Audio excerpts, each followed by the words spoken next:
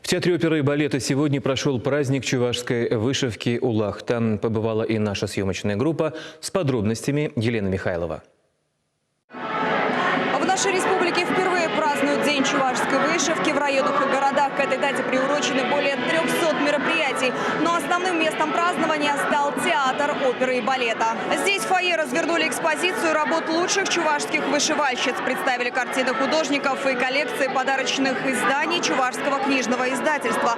Также здесь можно увидеть экспонаты из Музея национальной вышивки и артефакты из исторического архива республики, а также театральные костюмы. Вот дипломная работа, а вот эти повседневные работы – это тухья, это девичий головной убор тухья, это нагрудное украшение щупа, масмак.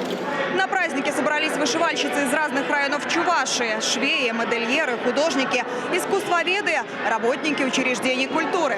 Сегодня всего чувашского народа, не только в нашей республике, но и за пределами республики, в других регионах настоящий праздник – День чувашской вышивки.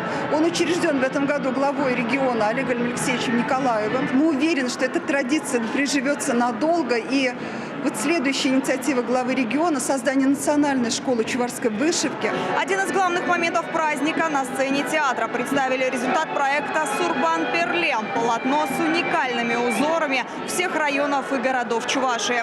Вышитые фрагменты, созданные руками лучших мастериц республики, соединили в одно целое на фабрике «Пахотери». Чтобы создать узор, нас собирали на семинары, практикумы. И мы обсуждали, что обозначает каждый узор, и с какого района, какие разницы между верховыми и низовыми чувашскими узорами. Лучшие швеи, художницы и мастерицы, а также участницы проекта «Сурбан-Перле» получили из рук главы Чувашии Олега Николаева медали, приуроченные к столетию чувашской автономии и благодарности. Елена Михайлова, Вадим Владимиров, Вести Чувашия.